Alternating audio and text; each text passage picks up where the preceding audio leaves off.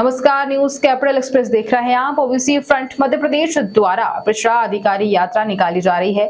इस यात्रा का एक चरण पूरा हो चुका है। इस चरण में ग्वालियर चंबल संभाग की 14 विधानसभाओं में किसान सभाएं और ओबीसी सम्मेलन हुए हैं, जिसमें से ओबीसी फ्रंट मध्य प्रदेश के संगठन प्रमुख दामोदर सिंह यादव ने अधिकार यात्रा का नेतृत्व किया। इस दौरान उन्होंने सभाएं करते हुए पिछड़ा वर्ग के अधिकारी को लेकर आम जनता के बीच माहौल बनाया है और इतना ही नहीं, उनकी इस यात्रा का ओबीसी वर्ग के लोग भरपूर समर्थन भी कर रहे हैं।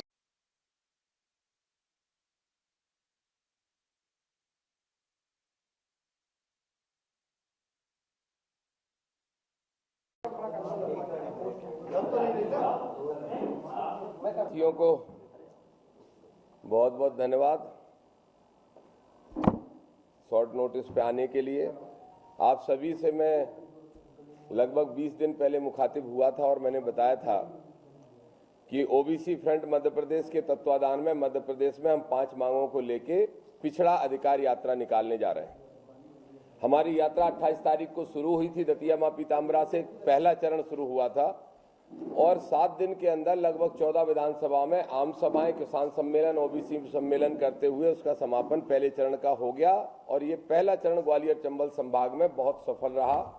किसानों का, पिछड़े वर्ग के भाइयों का, एससी के भाइयों का, सभी भाइयों का और मानवतावादी सामान्य वर्ग के भी भाइयों का, सभी का हमें जबरदस्त समर्थन मिल रहा है। मैं एक बार सिर्फ याद दिलाने के लिए बोल रहा हूं कि हमारी 5 मांगें थी। क्या? पहली मांग हमारी है कि मध्य प्रदेश की सरकार तत्काल प्रभाव से जाति की जनगणना कराए और आंकड़े उजागर करे। दूसरी मांग है कि जब तक मध्य प्रदेश के अंदर जातिगत जनगणना नहीं हो जाती तब तक 27% आरक्षण अन्य राज्यों की तरह तत्काल प्रभाव से लागू किया जाए।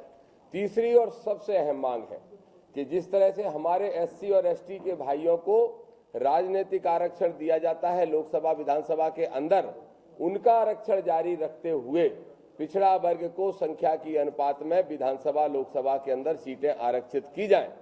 चौथी मांग हमारी है प्रमोशन में रिजर्वेशन किया जाए और 5वीं मांग है किसानों की कर्जा माफी क्रेडिट कार्ड की जाए, कृषि क्रेडिट कार्ड की। इन मांगों को लेकर हम निकले थे, बड़ा जबरदस्त हमें जन समर्थन मिला। अब इसका दूसरा चरण, पहला चरण कंप्लीट हो चुका, दूसरा चरण 27 तारीख से दतिया से फिर से करने जा रहे हैं, जो 29 तारीख को, ये सिर्फ 3 दिन का चरण है, ये बहुत बड़ा और भव्य होने वाला है। 27 को हम फिर से दतिया से कम 100-200 वाहनों से निकलेंगे और रास्ते में लगभग 15 सभाएं, आम सभाएं करते हुए भोपाल 29 तारीख को पहुंचेंगे। प्रशासन को हमने अवगत करा दिया है, सरकार को अवगत करा दिया, मुख्यमंत्री के सेक्रेटरी और सबको अवगत करा दिया है। हम 29 तारीख को भोपाल पहुंचे, हमारी यात्रा भोपाल पहुंचे, उसके पहले मुख्यमंत्री जी घोषणा कर दें, कम से कम जातिगत जनगणना की तो घोषणा तत्काल कर ही सकते हैं, उनके हाथ में है।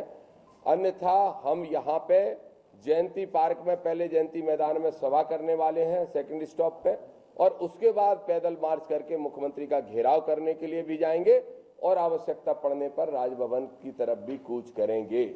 ये हमारा जो यात्रा है, ये एक तरह से एक अभियान है जागृति करने का पिछड़ों के अंदर, लेकिन हमें सड़क पे भी लड़ाई लड़नी पड़ेगी, इसलिए हमने इसको मिक्स करके ये स्वरूप बनाया है दूसरे चरण का। एक और इस प्रेस नोट के साथ साथ ये कार्यक्रम है जो हमारे दूसरे चरण का कार्यक्रम है, प्रेस नोट के साथ हमने संलग्न किया हुआ है। दूसरा विषय जो है वो एक और महत्वपूर्ण है। मैं देख रहा हूं आजकल पत्रकार वार्ता के अंदर कांग्रेस के युवराज राहुल गांधी जी हर जगह ये दिखाने की कोशिश कर रहे हैं कि वो पिछड़ों के बड़े हितैषी हैं। मैं राहुल गांधी जी से उन्हीं की भाषा में 5 सवाल पूछ रहा हूं, अगर हिम्मत है तो जवाब दे दें, अगर भूल हुई तो सुधार कर लें, अन्यथा उनकी भारत जोड़ो यात्रा का विरोध हमारा संगठन मध्य प्रदेश के अंदर सड़कों पर उतर के करने वाला है। पहला सवाल राहुल गांधी से यह है कि आप इस बात का उत्तर दीजिए कि आप कह रहे हो कि मोदी गवर्नमेंट में कोई सेक्रेटरी नहीं है ओबीसी के, तो 2014 तक आपकी जब सरकार थी तो आपने मंत्रालय में कितने सेक्रेटरी ओबीसी के बिठाले थे? पहला सवाल। दूसरा सवाल राहुल गांधी जी से यह है कि मानवर कांसीराम साहब, मानवर मुलायम सिंह यादव जैसे नेताओं का जब उदय नहीं हुआ था तो आपकी पार्टी में कितने मुख्यमंत्री ओबीसी के हुआ करते थे? कितने राज्यों में बता दें। कितने केंद्रीय मंत्री आपने ओबीसी के बनाए थे? ये बता दें। तीसरा और सबसे अहम सवाल राहुल गांधी जी से यह है कि अभी जब 5 राज्यों के चुनाव हुए 4 महीने 3 महीने पहले, तो उन 5 राज्यों के चुनाव में आपने विधानसभाओं में कितने प्रतिशत टिकट पिछड़ा वर्ग को दिए? मध्य प्रदेश के अंदर जो टिकट 132 बनते थे ओबीसी के संख्या के अनुपात में, क्यों आपने सिर्फ 55 टिकट दिए? इसका उत्तर दे दें राहुल गांधी जी, इसका उत्तर दे दें कि क्या उनके अंदर ये साहस और हिम्मत है, अगर वो ओबीसी की बात कर रहे हैं तो, कि आगामी लोकसभा चुनाव के अंदर वो 50% से अधिक टिकट पिछड़ा वर्ग को देंगे? अगर नहीं देंगे तो नाटक बंद करें। एक और आखिरी सवाल, वो हमेशा ईवीएम की निष्पक्षता पे सवाल खड़े करते हैं, मैं भी करता हूं और सारे संगठन के लोग और पार्टी के लोग भी करते हैं। क्या राहुल जी में ये हिम्मत साहस है? उनकी पार्टी ये निर्णय क्यों? जी प्लीज प्लीज।